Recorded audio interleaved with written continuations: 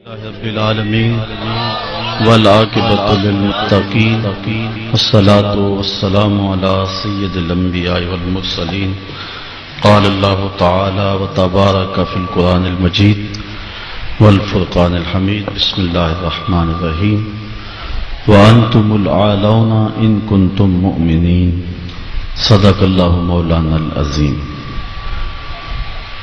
قال اللہ تعالی وتبارک فی شان حبیبہ مخبرا وآمرا ان اللہ وملائکتہ یصلون علی النبی یا ایھا الذین آمنوا صلوا علیہ وسلموا تسلیما الصلاۃ والسلام علیک یا رسول اللہ وعلی آلک واصحابک یا محبوب رب العالمین۔ تمام حمد و ثنا تعریف و توصیف اللہ جل مجدہ الکریم کی ذات بابرکات کے لیے جو خالق کائنات بھی ہے اور مالک شش جہات بھی۔ اللہ جل وعلا کی حمد و ثنا کے بعد حضور نبی اکرم شفیع امم رسول محتشم نبی مکرم صلی اللہ علیہ وسلم کے حضور ناز میں اپنی عقیدتوں، ارادتوں، محبتوں اور نیازمندیوں کا خراج پیش کرنے کے بعد عالی مرتبت ذی وقار محترم محتشم سامعین السلام علیکم ورحمۃ اللہ وبرکاتہ۔ آج کی گفتگو کا عنوان ہے زوال بندہ مومن کا بے زری سے نہیں۔ امت مسلمہ کئی صدیوں سے زوال و انحطاط کی زندگی بسر کر رہی ہے۔ عرب عجم میں امت مسلمہ کو ذبح کیا جا رہا ہے۔ قابل، قندھار، قلعہ جنگی، دشت لیلہ، تورا بورا، تکریت، موصل، بغداد، القدس، کشمیر، غزہ، آذربائیجان، صومالیہ، جہاں جہاں بھی کشت و خون ہو رہا ہے وہ امت مسلمہ کا ہو رہا ہے۔ صابرا اور شتیلا کے کیمپوں میں قیدی ہمارے ہیں۔ گوانٹا ناموبے کے جیل خانوں کی سلاخوں کے پیچھے تڑپتے ہوئے زندگی بسر کرنے والے مجبور لوگ اس امت کے ہیں۔ ابو غریب جیل کے اندر سسک سسک کے زندگی کی سانسیں پوری کرنے والے امت مسلمہ کے بیٹے ہیں۔ عافیہ صدیقی اس قوم کی بیٹی ہے۔ ام احمد میری قوم کی بیٹی ہے۔ اس امت کو جس اذیت ناک لمحوں سے گزرنا پڑ رہا ہے وہ کسی سے مخفی نہیں۔ اب برما میں جو حالات ہیں وہ بھی آپ دیکھ رہے ہیں۔ امت مسلمہ جتنی عددی کثرت اس وقت رکھتی ہے اس سے قبل یہ تعداد بھی اس کی نہیں ہوئی۔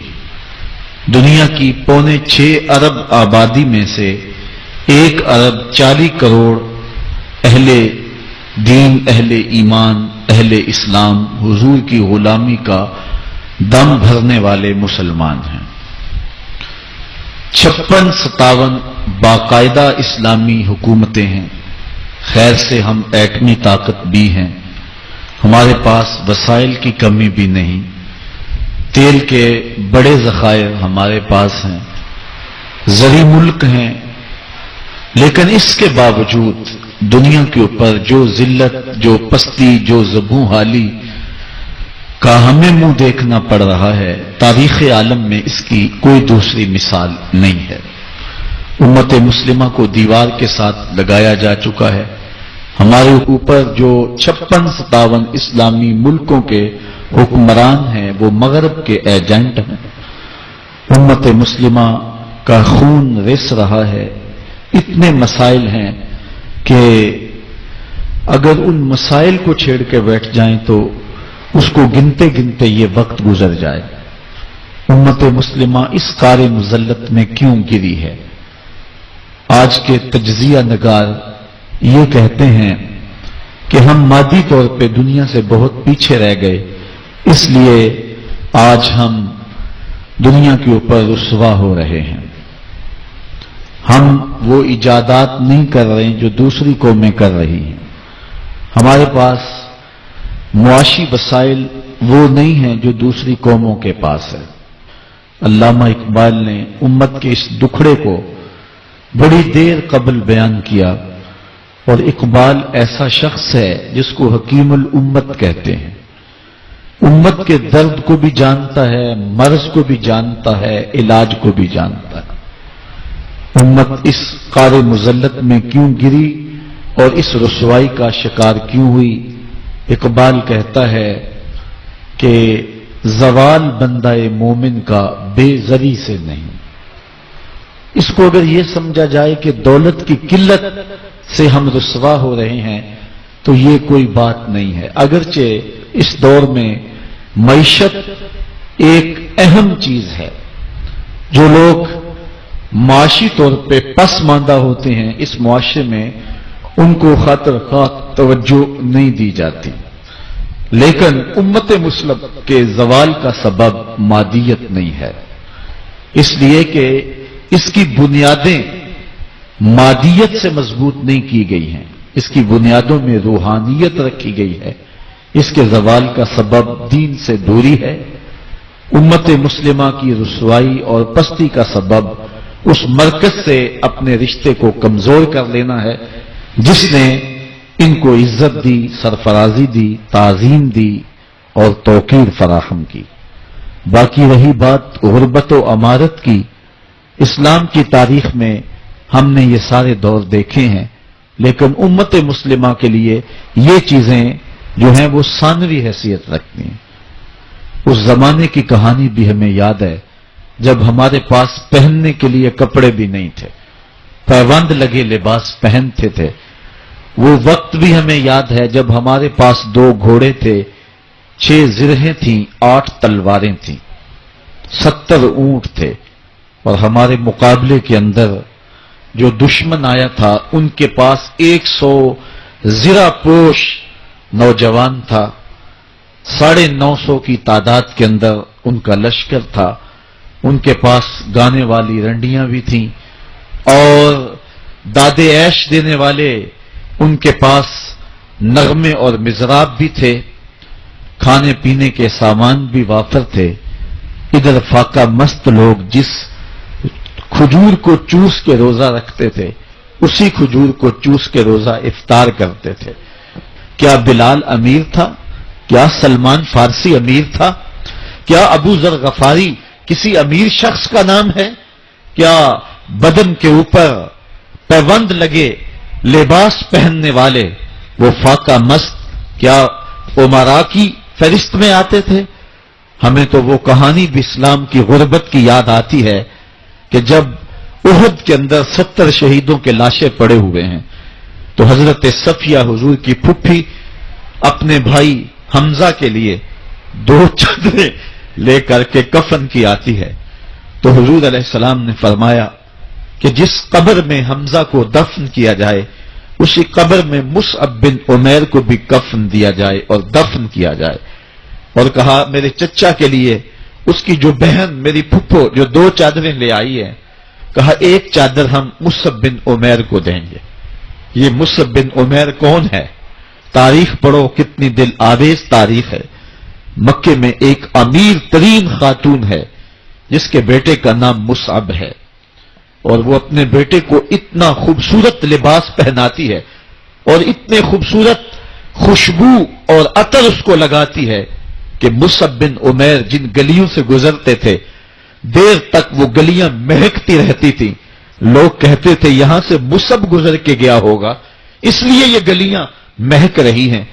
اچھا پھر مصعب پہ نظر پڑتی ہے میرے محمد عربی کی، اور مصعب بن عمیر حضور کی زلفوں کا اسیر ہو جاتا ہے. ماں کافرہ ہے، جب پتہ چلتا ہے تو اس کا لباس بھی چھین لیتی ہے، سہولتیں اور آسودگیاں بھی واپس لے لیتی ہے. پھر وہ وقت بھی آیا کہ مصعب بن عمیر حبشہ کی جانب ہجرت کر جاتے ہیں. مکے کے حالات کچھ تھوڑے سے خوشگوار نظر آئے تو وہ حبشہ سے واپس مکے جب پلٹے تو ان کے بدن پہ جو چادر تھی وہ جگہ جگہ سے پٹی ہوئی تھی. میرے آقا کریم علیہ السلام نے دیکھا تو حضور کی آنکھوں میں آنسو ٹپکنے لگے. کہا یہ وہی مصعب ہے جو اتنا خوشپوش نوجوان تھا کہ میں نے پورے مکے میں اس سے خوبصورت لباس پہننے والا کوئی دوسرا شخص نہیں دیکھا، اور آج میرے مصعب کو پہننے کے لیے جو چادر میسر ہے وہ بھی جگہ جگہ سے پھٹی ہوئی ہے۔ یہ اسلام کی غربت کی کہانی ہے، اور آج احد میں یہی مصعب بن عمیر شہید ہو جاتے ہیں اور ان کے لیے کفن بھی دستیاب نہیں ہے۔ حضور نے کہا جو میرے چچا کے لیے 2 چادریں لائی ہیں ان میں سے ایک کا کفن مصعب کو دے دو نا، اور دوسری چادر سے کفن میرے چچا کو دے دیا جائے۔ اچھا، حضرت مصعب کے لیے بڑی چادر رکھ دی گئی، اور حضرت امیر حمزہ کے لیے جو چادر تھی وہ چھوٹی تھی، اگر سر ڈھانپتے تھے تو پاؤں ننگے ہو جاتے، اگر پاؤں ڈھانپتے تھے تو سر ننگا ہو جاتا۔ حضور نے فرمایا میرے چچا کا سر ڈھانپ دو اور پاؤں کے اوپر اذخر نامی گھاس ڈال دو۔ میں یہ اسلام کی غربت کی کہانی تمہیں سنا رہا ہوں، جب میرے رسول کے چچا کے لیے پورے کفن کا ٹکڑا بھی دستیاب نہیں تھا، اسلام اس وقت بھی عزت پا گیا تھا، اسلام اس وقت بھی ذلیل نہیں تھا، اسلام اس وقت بھی سربلند تھا، اور اسلام اس وقت بھی عزتوں کی مسند پہ تھا۔ یہ اسلام کا وہ دور ہے کہ جب حضور مسجد نبوی سے باہر نکلتے ہیں تو آگے حضرت عمر و ابو بکر رضی اللہ تعالی عنہما کھڑے ہیں، چہرے کے اوپر عجیب اداسی ہے۔ کہا عمر، ابو بکر اس وقت کیوں کھڑے ہو؟ عرض کی حضور بھوک نے گھر میں ٹکنے نہیں دیا، ہم نے چاہا حضور کا چہرہ دیکھ لیں تو کچھ پیاس بجھ جائے، کچھ بھوک مٹ جائے۔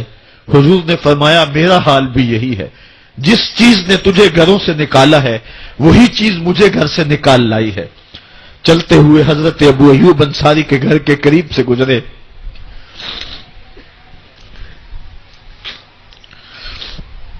حضور کی خوشبو پا کے وہ باہر آ گئے۔ عرض کی بندہ نواز آج میرے مہمان نہیں بنتے؟ حضور نے کہا تمہاری مرضی۔ گھر لے گئے، چٹائی بچھائی، حضور کو بٹھایا، گھر والوں کو بکری کا بچہ ذبح کر کے دیا، کہا جلدی جلدی کھانا تیار کرو، میرے آقا کو بھوک لگی ہوگی۔ یہ کہہ کے واپس آئے، حضور کے پاس بیٹھے، نظر چہرے پہ پڑی تو گھبرا گئے۔ نکاحت کے آثار اتنے واضح تھے کہ سمجھ آ رہی تھی کتنے دنوں سے حضور نے کچھ نہیں کھایا۔ اٹھ کے باغ میں چلے گئے، کھجوروں کا خوشہ توڑا، حضور کے سامنے رکھا، کہا بندہ نواز جب تک کھانا تیار نہیں ہوتا یہ کھجوریں تناول فرمائیں۔ تھوڑی دیر کے بعد کھانا دسترخوان پہ لگ گیا، حضور سے عرض کی گئی حضور آئے کھانا تناول کر لیں۔ حضور نے دسترخوان پر تشریف فرما ہو کر کے حضور نے کپڑا اٹھایا تو حضور نے جب دیکھا کہ کھانا ہے تو حضور نے ایک روٹی لی اور چند بوٹیاں اٹھائیں اور ایک خادم کو بلا کر کے کہا جاؤ ہمارے گھر دے آؤ، میری بیٹی فاطمہ کتنے دنوں سے بھوکی۔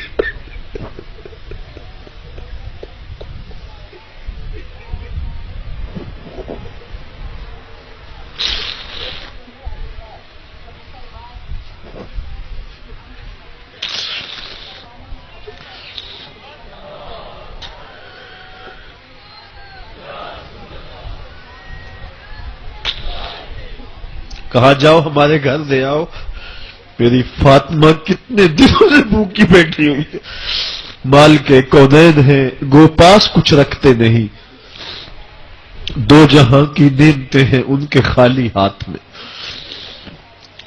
آپ کو پتا ہوگا کہ جب میرے رسول کا انتقال ہوا ہے، حضور کا وصال ہوا ہے، تو حضور کی ایک زرہ ایک یہودی کے گھر میں گروی رکھی ہوئی تھی، حضور نے زرہ رکھ کر کے اس سے قرض لیا ہوا تھا۔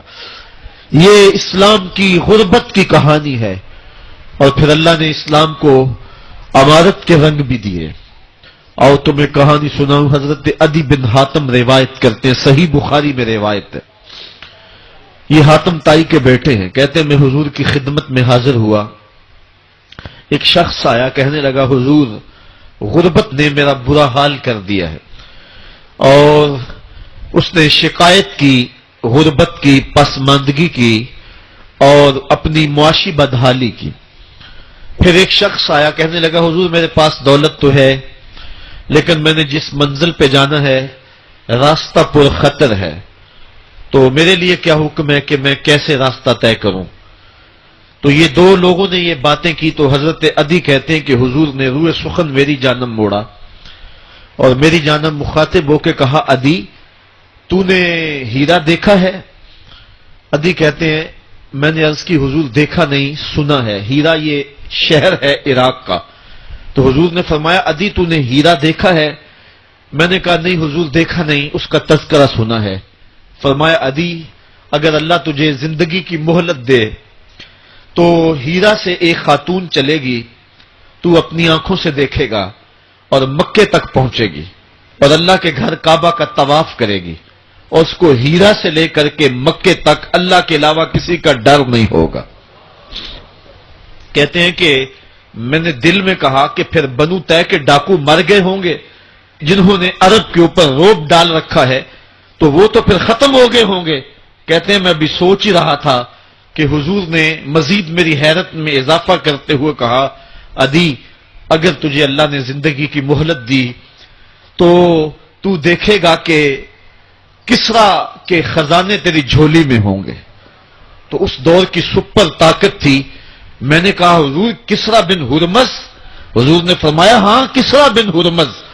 کہتے ہیں کہ حضور نے پھر فرمایا، عدی اگر تو زندگی پائی تو تو وہ دن بھی دیکھے گا کہ ایک شخص زکوٰۃ کی رقم لے کر کے، زکوٰۃ کی چاندی لے کر کے، زکوٰۃ کا سونا لے کر کے نکلے گا اور اس کو کوئی زکوٰۃ کا مستحق ہی نہیں ملے گا۔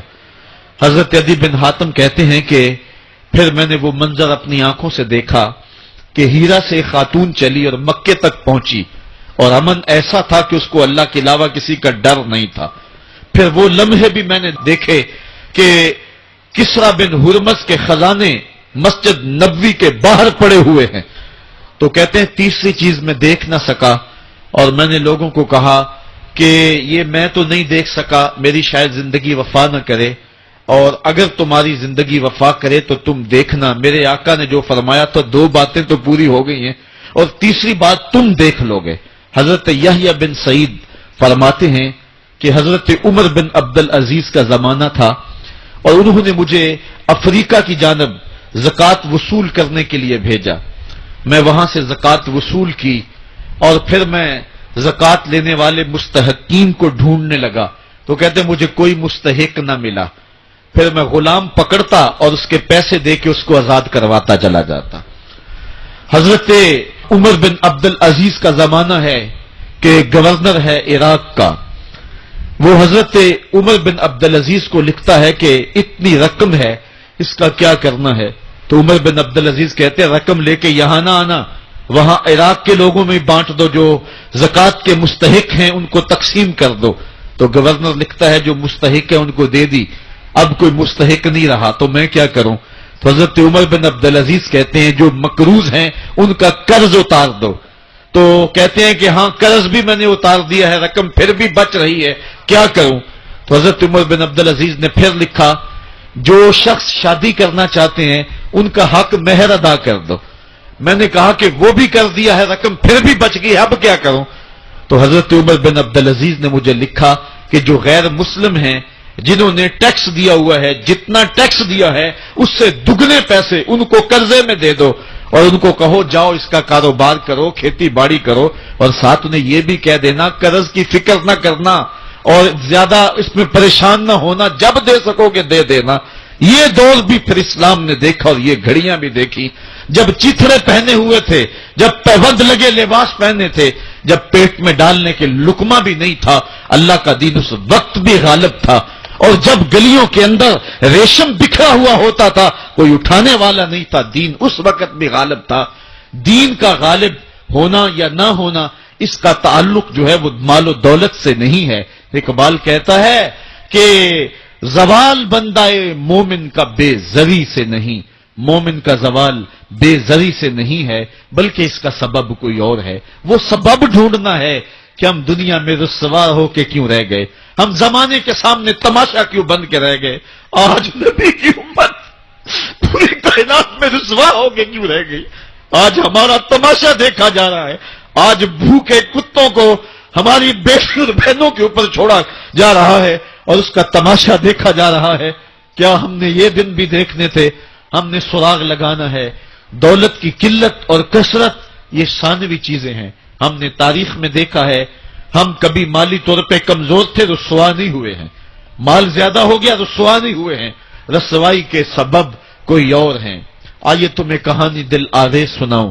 اسلام کے عروج اور بانکپن کی مختصر کہانی آپ دیکھ لیں کہ حضور جب جلوہ فراز ہوتے ہیں مکے میں تو اللہ کا گھر 365 بتوں سے بھرا ہوا ہے. وہ دنیا کے اندر خدا کا پہلا گھر اور 365 بتوں کا قبضہ ہے اس گھر کے اوپر. پھر حضور آئے اور دعوت دین دی اور آقا کریم علیہ السلام نے ان بتوں کے لوث سے کعبہ کو پاک کیا. کہانی اتنی دل آویز ہے کہ حضور نبوت کے اعلان کے 13 سال گزارنے کے بعد جب مکے سے ہجرت کر کے مدینہ روانہ ہوئے تو مسلمانوں کی تعداد 100 سے متجاوز نہیں تھی. جن لوگوں نے ہجرت کی ہے تاریخ پڑھیں. سن 2 ہجری کو بدر کے مقام پہ حق اور باطل کا پہلا ٹکراؤ ہوتا ہے. مسلمانوں کی تعداد 313 تھی. جو لوگ گھروں میں تھے ان کی تعداد بھی ساتھ شامل کر لیں, بچے اور خواتین بھی شامل کر لیں, 600-700 لوگ بنتے ہوں گے. اور 8 ہجری کو فتح مکہ ہوا اس واقعہ کے 6 سال بعد. تو فتح مکہ کے موقع پہ مسلمانوں کی تعداد جو سپاہیوں کی تھی وہ 10,000 تھی. اور پھر 8 ہجری کو یہ واقعہ ہوا ہے تو 10 ہجری کو حجۃ الوداع ہوتا ہے. 10 ہجری کو حضور کے سامنے جو لوگ بیٹھ کے خطبہ سن رہے تھے ان کی تعداد 1,44,000 تھی. اور جو گھروں میں لوگ شامل تھے ان کو بھی ملائیں تو 6 لاکھ تک پہنچتی ہے. حضرت صدیق اکبر رضی اللہ تعالیٰ عنہ 2 سال 2 ماہ اور کچھ دن تخت خلافت پہ رہے ہیں. اور آپ کے ادوار کی فتوحات کو اگر اس کی ایوریج نکالیں تو ایک دن میں 80 مربع میل علاقہ روزانہ فتح ہوتا ہے. حضرت عمر کا دور دیکھیے. حضرت عمر کے زمانے میں اسلامی حدود 23 لاکھ مربع میل تک پھیل گئی ہیں. محمد بن قاسم جب سندھ میں آیا ہے تو یہ بہت بعد کی کہانی نہیں ہے, یہ 92 ہجری کی کہانی ہے. ابھی صحابہ موجود تھے. ادھر اندلس کے دروازے پہ طارق بن زیاد دستک دے رہا ہے تو وہ تابی ہے, اور یہ بھی 92 ہجری کی کہانی ہے. ادھر سندھ تک مسلمان پہنچ گئے, ادھر وہاں تک پہنچ گئے. آپ چائنا میں جا کے دیکھیں حضرت سعد بن ابی وقاص صحابی کی قبر وہاں ہے, وہ وہاں تک پہنچے. ماوراء نہر کا علاقہ بھی فتح ہو گیا, ادھر آرمینیا تک پہنچے. یہ تھوڑے سے عرصے کے اندر عظیمتوں کی کیسی داستان رقم کی. اقبال تڑپ کے کہتے ہیں دی ازانے کبھی یورپ کے کلیساؤں میں, کبھی افریقہ کے تپتے ہوئے صحراؤں میں, دشت و دشت دریا بھی نہ چھوڑے ہم نے, بحر ظلمات میں دوڑا دیے گھوڑے ہم نے. آج دیکھیں جا کر کے جبل طارق کو, جہاں وہ 500 قدوسی وہاں نکلے تھے, وقت کے حکمران نے اپنے جاسوس کو بھیجا, دیکھ کیا وہ کون لوگ ہیں, کہاں سے آئے ہیں اور کتنی تعداد ہے. تو جا کر کے جاسوس نے کہا پتہ نہیں زمین سے نکلے ہیں یا آسمان سے اترے ہیں, اور ان کی تعداد 500 سے آگے پیچھے ہے. اور پھر ان 500 لوگوں نے یورپ کے دروازے میں داخل ہو کر کے حق اور باطل کے اس مارکے کے اندر وہ عظیمت کی داستانیں رقم کی کہ اقبال خراج پیش کرتے ہوئے کہتا ہے یہ غازی یہ تیرے پراسرار بندے جنہیں تو نے بخشا ہے ذوق خدائی, دو نیم ان کی ٹھوکر سے صحرا و دریا, سمٹ کر پہاڑ ان کی ہیبت سے رائی, دو عالم سے کرتی ہے بیگانہ دل کو, عجب چیز ہے لذت آشنائی, شہادت ہے مطلوب و مقصود مومن, نہ مال غنیمت نہ کشور کشائی. وہ کہانی کتنی دل آویز ہے. اے سرزمین اندلس ہے یاد تجھ کو, تھا تیری ڈالیوں پہ کبھی آشیاں ہمارا, چین و عرب ہمارا, ہندوستان ہمارا, مسلم ہے ہم, وطن ہے سارا جہاں ہمارا. پوری دنیا پر اسلام کے پھریرے لہرا رہے ہیں اور اسلام کے جھنڈے لہرا رہے ہیں. حضرت عمر رضی اللہ تعالی عنہ کا زمانہ ہے جب یروشلم فتح ہوا. حضرت ابو عبیدہ بن جراح رضی اللہ تعالی عنہ حضرت عمر کو دعوت دیتے ہیں کہ آپ مدینے سے چلیں اور یروشلم میں پہنچیں. حضرت عمر مدینے سے چلتے ہیں, کتنا بڑا قافلہ لے کر کے, کتنا پروٹوکول ہے. حضرت عمر اکیلے اور ساتھ ایک غلام, اور اونٹ بھی ایک, باری باری سوار ہوتے ہیں. کبھی غلام سوار ہوتا ہے, کبھی عمر سوار ہوتے ہیں. حکمران تو وہ تھے لوگوں کی دہلیز پہ امن دینے والے, لوگوں کی چوکھٹ پہ جو ہیں وہ نور بانٹنے والے. آج کے حکمرانوں نے تمہیں رمضان المبارک کے اندر لوڈ شیڈنگ کا پیکج دیا ہے، اور آج بچے بھی تڑپ رہے ہیں اور جوان بھی سسک رہے ہیں، اور ماہ سیام میں جن اذیتوں میں قوم کو مبتلا کر دیا ہے وہ کسی سے مخفی نہیں ہے۔ اور تمہیں میں حضرت عمر کی کہانی سناؤں۔ حضرت عمر دن کو تخت حکومت پہ بیٹھتے تھے، اور ان کا تخت کو سونے زبرجد کا نہیں تھا، مسجد نبوی کی چٹائی تھی، اور سارا دن وہاں بیٹھ کے لوگوں کی باتیں سنتے، اور جب رات کے اندھیرے گہرے ہوتے عمر بھیس بدل کے مدینے کی گلیوں کا گشت کرتے۔ کہا تمہارے گھر سے دھواں نکل رہا ہے اور بچے رو رہے ہیں، ان کو کھانا کیوں نہیں دیتی؟ کہنے لگی عمر کی جان کو رو رہی ہوں۔ عمر کے پاؤں تلے سے زمین نکل گئے۔ کہا کیا ہوا؟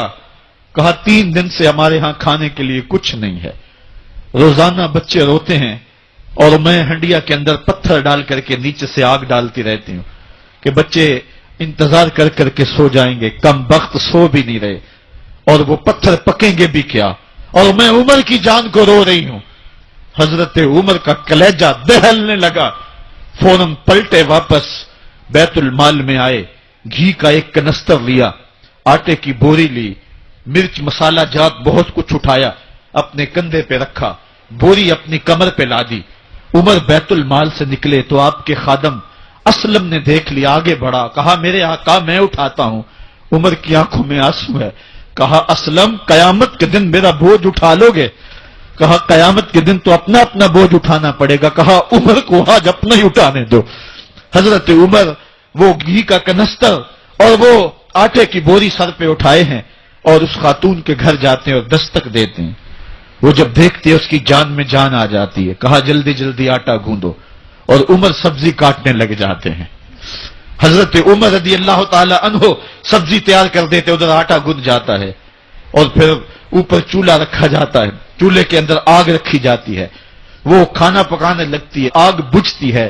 تاریخ نے لکھا ہے آگ بجھنے لگتی ہے، عمر جھک کر کے پھونکے مارتا ہے، عمر جھک جھک کے پھونکے مارتا ہے۔ کھانا پک گیا اور بچوں کے سامنے کھانا رکھ دیا، بچے کھا رہے ہیں۔ اب بچے رو رو کے نڈال ہو چکے تھے۔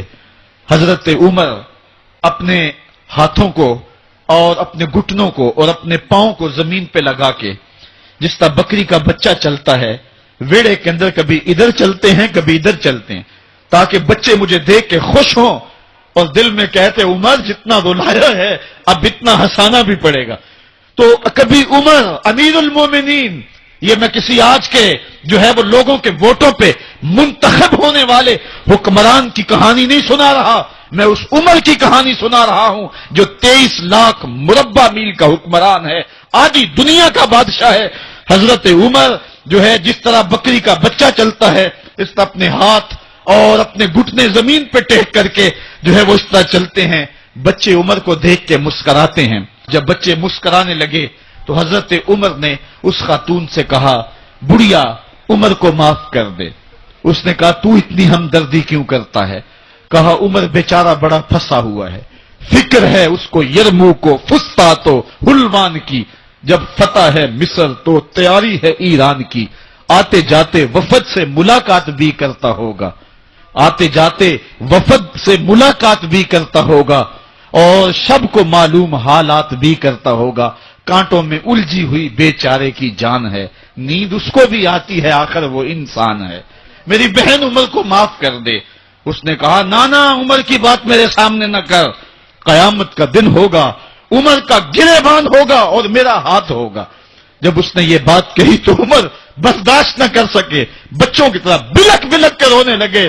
کہا وہ بد نصیب عمر تیرے سامنے ہے، آج ہی کہنا جو کہنا ہے، قیامت کے دن مجھے معاف رکھنا۔ اس نے کہا تو عمر ہے؟ کہا بد نصیب عمر تیرے سامنے کھڑا ہوں۔ میرے عمر کہتے ہیں اگر دجلہ کے کنارے ایک بکری کا بچہ بھی پیاسا مر گیا، اس کا حساب بھی عمر سے لیا جائے گا۔ اللہ اکبر۔ میں اس حضرت عمر کی کہانی سنانے لگا تھا۔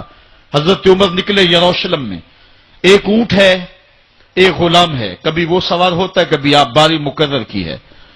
جب قریب پہنچے یروشلم کے تو عمر کی باری نکیل پکڑنے کی اور غلام کی باری اوپر سوار ہونے کی آ گئی۔ غلام نے کہا آقا میں مرضی سے اپنی باری چھوڑتا ہوں، آپ آ جائیں دشمنوں کے مفتوحہ علاقے میں آ رہے ہیں، تازہ تازہ علاقہ فتح ہوا ہے، اسلام کی شان و شوکت ظاہر ہو۔ عمر نے کہا اسلام کی شان و شوکت ایسے ظاہر نہیں ہوتی ہے، اپنی باری پہ تم بیٹھو گے، اپنی باری پہ میں بیٹھوں گا۔ لوگ منتظر کھڑے ہیں، دور سے جب دیکھا کہا اس کی ہیبت سے کانپتے تھے ہم، یہ تو کوئی حبشی لگتا ہے، رنگ کالا ہے، ہونٹ موٹے ہیں، اس سے تو زیادہ حسین اس کا غلام ہے جو آگے آگے چل رہا ہے۔ حضرت ابو عبیدہ نے کہا دھوکہ کھا رہے ہو، ہمارا آقا وہ نہیں ہے جو اونٹنی کے اوپر سوار ہے، ہمارا آقا وہ ہے جو لگام تھامے آگے آگے چل رہا ہے۔ حضرت عمر رضی اللہ تعالیٰ عنہ کو آگے بڑھ کے جابیہ کے مقام پہ حضرت ابو عبیدہ بن جراح نے استقبال کیا، تو حضرت عمر آگے بڑھے اور انہوں نے آگے بڑھ کر کے حضرت ابو عبیدہ کے دونوں کندھوں پہ ہاتھ رکھا، اور سنو حضرت عمر نے کیا کہا لا الہ الا اللہ انا کنا اذل قوم فاعزنا اللہ بالاسلام، کہا کہ لا الہ الا اللہ، اے ابو عبیدہ بن جراح، ہم ایک ذلیل قوم تھے اور اللہ نے ہمیں اسلام کی وجہ سے عزت عطا کی ہے، اور میں تمہیں ایک تاریخ ساز بات کہنے لگا ہوں، اور وہ یہ ہے کہ جب تک ہم اس عزت والے اسلام کے دامن کو تھامے رہیں گے ہماری عزت قائم رہے گی، اور جب اسلام کے علاوہ کسی اور جگہ سے عزت ڈھونڈیں گے تو رسوا کر کے رکھ دیے جائیں گے۔ یہ ہے وہ خلاصہ جو حضرت عمر نے امتوں کے عروج و زوال کا بیان کیا ہے۔ اس امت کو جو خیرات ملی ہے تخت و تاج کی، وہ پینٹاگون سے نہیں ملی، وہ واشنگٹن سے نہیں ملی، وہ وائٹ ہاؤس سے نہیں ملی، وہ محمد عربی کے جوڑوں کا صدقہ ملی ہے۔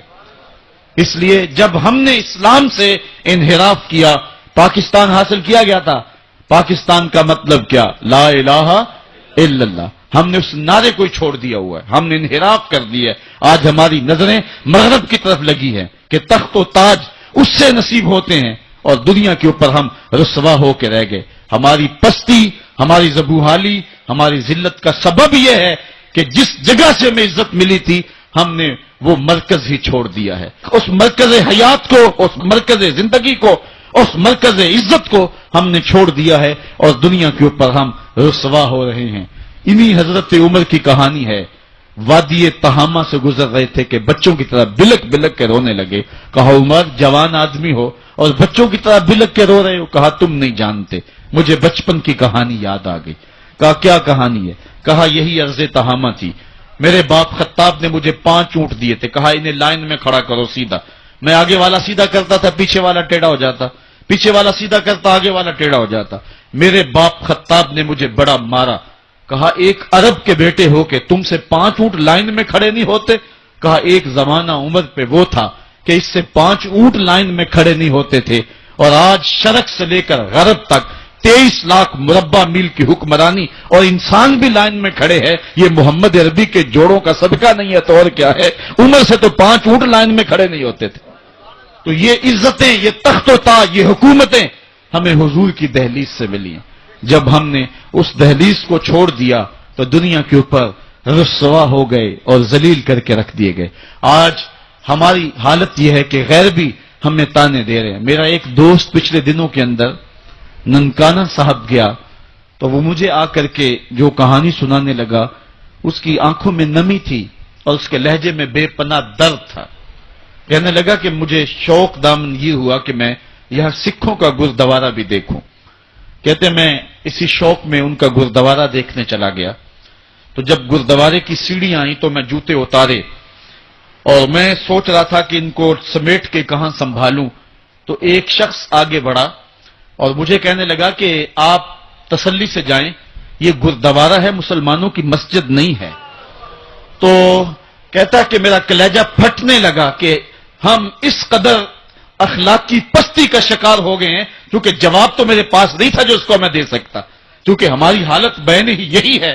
تو کہتا ہے کہ میرا کلیجہ کٹنے لگا کہ ہم اس پستی اور اس ذلت کے مقام پہ چلے گئے ہیں۔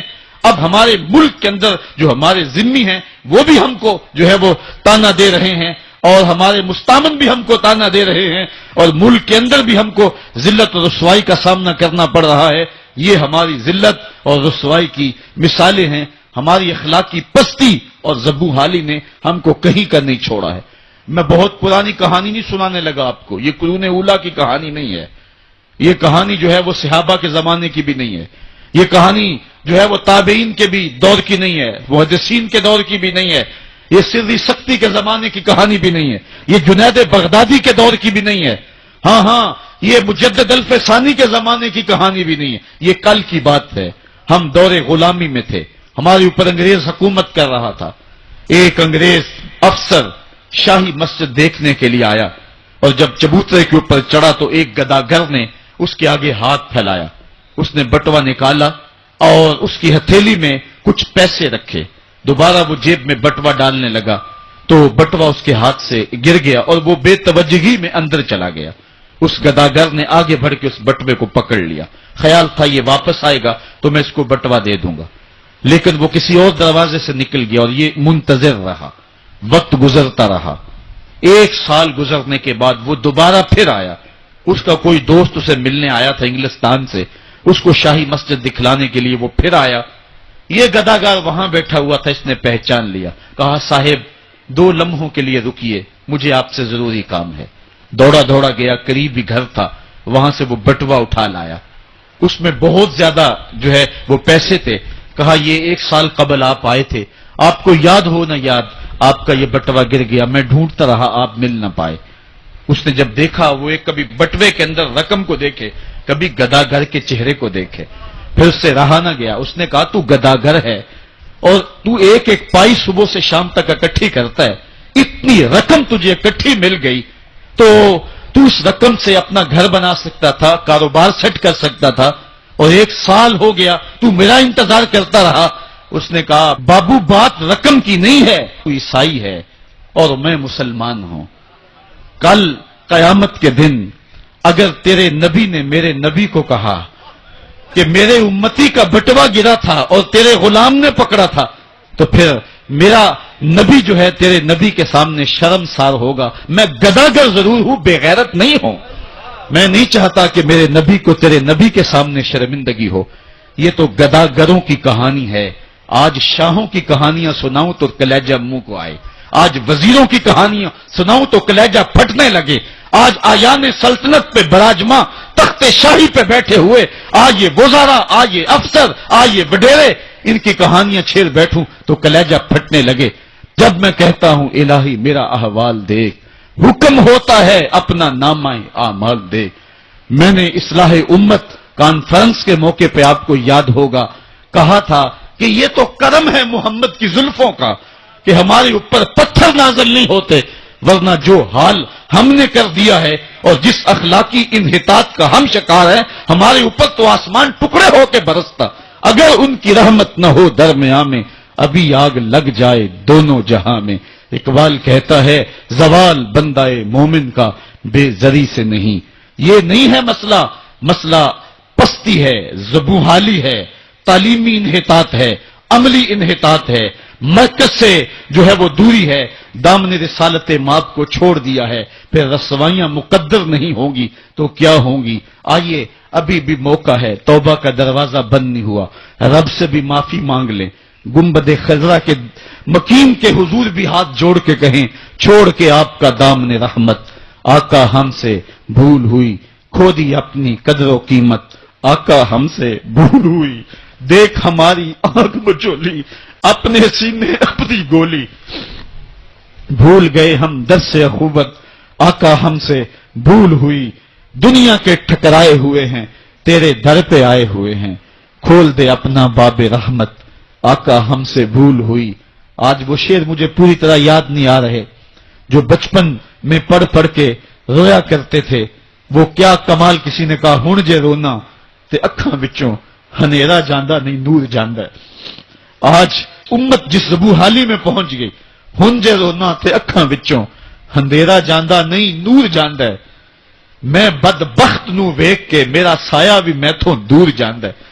میں پاپی مجرم، میں میلا اتھرو، میں پاپی بندہ، حضور معافی حضور معافی حضور معافی حضور معافی، تساں سی ڈکیا جنہ کماں تھی، حضور جی میں او کر گیا واں، گناہاں دی دل دل دے اندر گل میں تیکر اتر گیا واں، تہاڈے حکماں نو چھڈ کے آقا میں جیندا کتھے آ مر گیا واں، حضور معافی حضور معافی حضور معافی حضور معافی۔ علامہ اقبال فرماتے ہیں آؤ اگر تم دوبارہ اسی عروج کو دیکھنا چاہتے ہو تو دامن مصطفیٰ کو تھام لو۔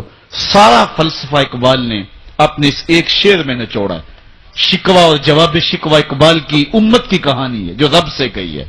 شکوے میں کہتا ہے تیرے کعبے کو جبینوں سے بسایا ہم نے، نو انسانی کو غلامی سے چھڑایا ہم نے، پھر بھی ہم سے گلا ہے کہ وفادار نہیں، ہم وفادار نہیں تو بھی تو دلدار نہیں۔ لیکن جواب شکوہ میں جب جواب آتا سارا نشہ اترتا ہے، صیغہ بدلا لفظ وہی ہیں، میرے کعبے کو جبینوں سے بسایا کس نے، نو انسانی کو غلامی سے چھڑایا کس نے، صفائے دہر سے باطل کو مٹایا کس نے، میرے قرآن کو سینوں سے لگایا کس نے، تھے تو آباب تمہارے ہی مگر تم کیا ہو، ہاتھ پہ ہاتھ درے منتظر فردا ہو، واعظ قوم کی وہ پختہ خیالی نہ رہی، برق طبعی نہ رہی، شعلہ مکالی نہ رہی، رہ گئی رسم آذاں روح بلالی نہ رہی، فلسفہ رہ گیا تلقین غزالی نہ رہی، مسجد مرثیہ خواہ ہیں کہ نمازی نہ رہے، یعنی صاحب اوصاف وہ حجازی نہ رہے۔ تو اقبال نے اپنے جواب شکوے کو یہاں آ کر کے روکا، صدا ادھر سے آ رہی ہے، امت کو علاج دیا جا رہا ہے۔ اقبال کے سارے فلسفے کا نچوڑ یہ ہے کہ محمد سے وفا تو نے تو ہم تیرے ہیں، یہ جہاں چیز ہے کیا لوح و قلم تیرے ہیں، پھر لوح بھی تیرے ہاتھ میں دے دیں گے، قلم بھی تیرے ہاتھ میں پکڑا دیں گے، تختی بھی تیرے پاس ہوگی، قلم بھی تیرے پاس ہوں گے، پھر تیری تقدیر کے فیصلے واشنگٹن میں نہیں ہوں گے، پھر خدا بندے سے خود پوچھے گا بتا تیری رضا کیا ہے۔ تو ہم نے ان راہوں کا مسافر بننا ہے۔ آئیو زندگی کا جمال اور زندگی کا حسن حاصل کرنے کے لیے حضور کی دہلیز پہ آ جائیں۔ بہت دور جا چکے ہیں، آقا کی رحمت اب بھی آوازیں دے رہی ہیں، میرے بھولے بھالے امتیوں واپس آ جاؤ، میں تمہیں سینے سے لگا کے تمہارے پچھلے سارے گناہ بخشوا دوں گا۔ اور رب کہہ رہے وَلَوْ أَنَّهُمْ إِذ ظَّلَمُوا أَنفُسَهُمْ جَاءُوكَ، ظلم کر بیٹھے ہو کوئی بات نہیں، میرے محبوب کی دہلیز پہ آ جاؤ، میرے نبی کے ہاتھ اٹھ کے میں تمہارے سارے گناہ معاف فرما دوں گا۔ اللہ کو توبہ قبول کرنے والا اور رحیم پاؤ گے۔ اللہ تعالیٰ مجھے آپ کو اپنی رحمتوں کے سائے میں دے۔ آفاق کے ہر ہر گوشے میں قرآن سنا کر دم لینا، اب رکنا نہیں، اب تھمنا نہیں، فردوس میں جا کر دم لینا، آفاق کے ہر ہر گوشے میں قرآن سنا کر دم لینا، اب رکنا نہیں، اب تھمنا